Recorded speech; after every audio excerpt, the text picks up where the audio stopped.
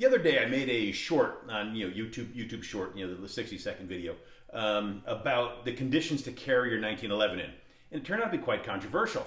There shouldn't be any controversy here. I was just showing the conditions that a 1911 can be carried in.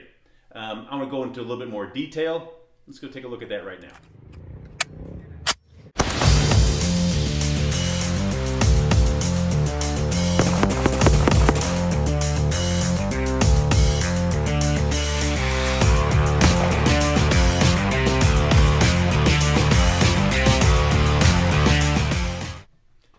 First off, I'm not making any recommendations for what you should carry or how you should carry. I'm just showing you ways you could carry.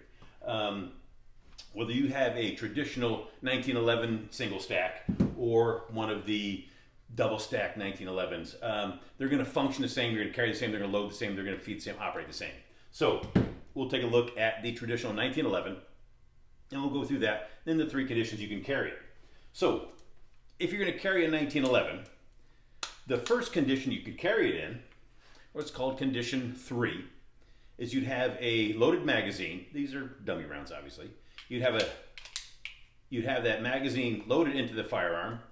You'd have your hammer down on an empty chamber. This is what's called condition 3, and this is if you were in the military and you had that big flap holster, those leather holsters you see in World War II videos or movies. This is how the military required the 1911 be carried.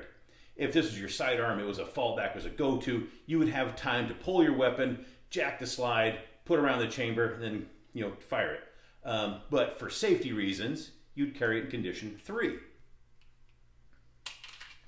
All right. So the other one is what's called condition 2, and almost no one uses this. It's just an option or a way to do it.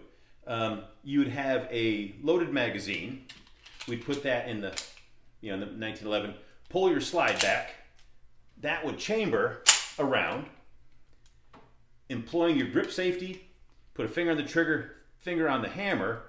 I'd release that hammer, take my finger out of the trigger guard, let that hammer go to its half cock, and that's one of the safety features in 1911 is the half cock.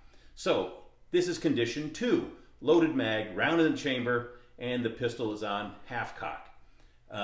Condition 2, and no one really requires this, no law enforcement, no military, stipulates condition 2. It's kind of awkward. You'd have to pull this gun out of your holster, thumb that hammer back, and then you'd be able to fire the weapon. Most times, what you're going to see is, we'll eject that round out. All right, we still got our dummies in there. Most carry people are going to carry the 1911 in condition 1. So I've got a loaded magazine. I'm going to chamber around. Now, with that hammer back, I'd put on the thumb safety. The cool thing about a 1911, it's very safe in this condition. People go, oh my God, you've got the hammer back and around in the chamber. But keep in mind, I have the thumb safety on, and also to fire the 1911, I do have a grip safety. So this is really quite safe. I can't accidentally discharge this unless I drop that thumb safety, I squeeze that grip safety, and pull the trigger. So people go, holy crap, you're a wild man for carrying. No. This is how the 1911 should be carried. Condition 1. I've got the full magazine, I've got it around the chamber, I've got the hammer back, thumb safety on. I pull this out, grip safety, drop the thumb safety, squeeze the trigger, it goes bang.